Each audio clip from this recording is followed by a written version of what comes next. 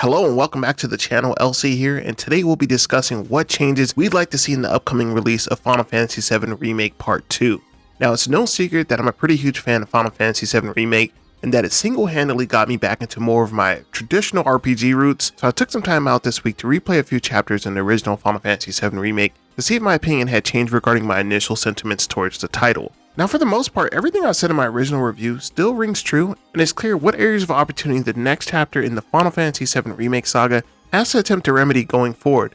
But not just that, what additions will help to serve to make this next chapter a true step forward in both innovative gameplay and storytelling elements. And before we kick off into our top 5 list, we are on the road to 1,000 subscribers, so if you're looking for Final Fantasy and RPG content, make sure you subscribe for weekly content drops. So that being said, let's dive into the top 5 changes I'd like to see implemented into Final Fantasy VII Remake Part 2. Okay, so we'll be grouping a few of these into more broad strokes and ideas that fall within similar categories, starting with gameplay improvements. The gameplay in original Final Fantasy VII Remake was rather on the excellent side. However, there's some pretty significant changes I'd like to see in a few areas, starting with the implementation of a better fast travel and waypoint system. Now, the fast travel system in Remake was a decent addition. However, I felt that it could have been implemented much earlier in the player's journey to save unnecessary time jaunting back and forth between segments unnecessarily. Now, we don't know the proposed transportation system, as it seems we'll have quite a bit of different areas to traverse in the next chapter, and we won't have access to the high one for some time. So whether it's a hot air balloon, an airline, or classic chocobo land traversal, I'm hoping that we have a way to jet across our new locations in a fast and expedient manner earlier within the game. Now, coming in at number 4, we have combat. Now, I've gone on record numerous times saying that I believe the combat in Final Fantasy VII Remake to easily be the best in the series. It's a rewarding and engaging system that has a great risk-reward relationship that evolves exceptionally as the story unfolds. Well, except for Tifa, she just straight up breaks the game. However, it could always be better, and I think honestly we've already gotten a glimpse of that through Yuffie's chapter in Integrate. I'd like to see more of an implementation of a synergy type system that rewards players for utilizing specific comps or tactics throughout battles. This was honestly one of the main things that kept me excited the most when going through Integrate, and consistently kept me invested even if you only technically had one playable character throughout. This is just the tip of the iceberg, and I'd like to see how this evolves in the next chapter. On the other side of the fence, I'd like to see the ability to swap in characters throughout battle in a seamless fashion. Now, I understand the reasoning and the idea behind a static team comp, and why the original remake relied so much on this throughout its structure and its battles for the early part of the game. It just made sense. But with the addition of the remainder of the cast, one thing I don't want to do is have to use something archaic like the PHS system post-battle to swap out or even level up characters. So what am I proposing? I would say a mix between Final Fantasy X and Final Fantasy XII system, but make it more of a fluid swap and a seamless transition into the flow of battle. I think this would help emphasize the team aspect within the characters of Final Fantasy VII and allow for a greater enemy diversity, as you'll have a whole roster of characters and abilities to be able to take down opponents as opposed to just 3. A quick anecdote about summons. Now, this isn't necessarily combat, but I'd like to see a more organic way to acquire summons within the world as opposed to Chadley's missions. Now, while I kinda understand that this was likely done due to budget and time constraints, and I thought it might be an interesting way to incorporate Chadley into this game in the level.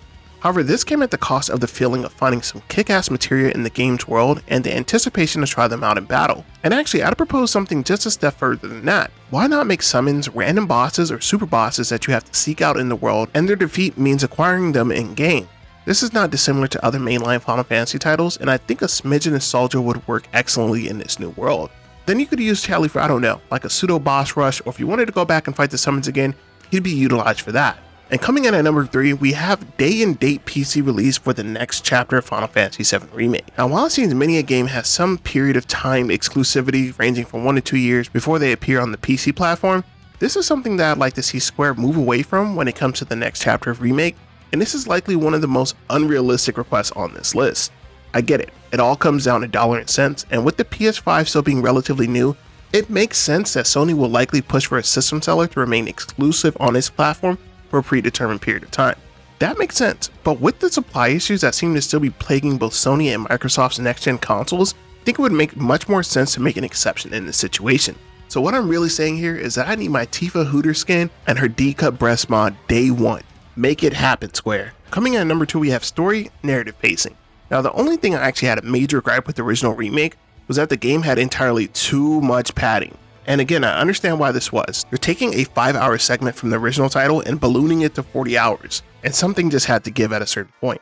Now, I'm not mad at them fleshing out certain character backstories and motivations. Like, okay man, I'm cool with finding out a bit more about Biggs, Wedge, and Jesse, but at a certain point it seemed like every character needed to have a full narrative from Cloud's landlord, Chocobo Sam, to the Corneo bodyguards, and after a while you can really feel the weight of that superfluous material being added to the story. Ultimately, it takes away from the main storyline, and that it greatly negates any sense of urgency during game events and critical moments. Now with the next chapter, I think we might have the exact opposite issue. The game's going to open up so much after leaving Midgard that I hope the developers are wise regarding which sections to add depth to and which to leave at their surface level. And all this is contingent on how the game ends. I personally think a cliffhanger ending would be excellent, or maybe even a melancholy tone after the events in the ancient city. There's endless possibilities here. I'm hoping it leaves us with a feeling akin to leaving the theater after Infinity War. You instantly want to replay the game, but you also can't wait to see how everything is wrapped up. To be honest, the only thing I don't want is for Final Fantasy VII Remake to go past 4 chapters. I think that's the absolute max you could go for this narrative without fluffing up the story too much, while paying respect to the original spirit of Final Fantasy VII.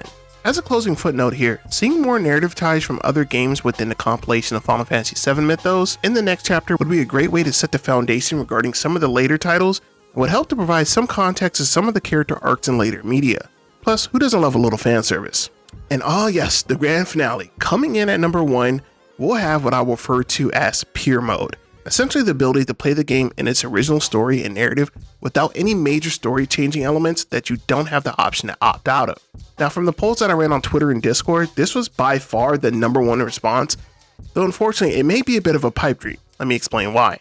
My theory is that Final Fantasy VII Remake is a pseudo sequel to the original game's events, as described here by one of my favorite YouTubers, Cosmonaut Variety Hour. And this plot element comes to a head after the final battle. Your battle with Sephiroth and the ghosts causes the ghosts to be destroyed, and this was Sephiroth's goal all along, because this is a Sephiroth who has seen the future. The Sephiroth in this game is a Sephiroth that knows he's going to be beaten by this group of nobodies that he never considered to be a threat. So now it kind of makes sense that he focuses on Cloud a little bit more. He needs to get Cloud so worked up that he'll go into a whole new dimension and fight him so that the ghosts can be destroyed. Because when the ghosts are gone, it means that the natural order cannot be preserved, and Sephiroth now has a chance to win. And the more I thought of this, the more I loved it.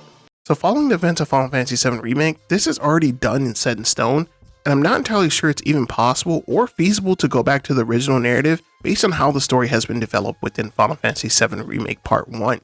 Now it definitely is possible that the conclusion of the game's events have allowed certain other events to be changed, and perhaps a parallel universe with Zack will be expounded on more. Ultimately, I think the game's developers have a plan for these changes being made, and I'm not entirely sure having a peer mode would come into their approximation for this new universe. Nonetheless, it would be excellent to see and would surely make a lot of older fans happy.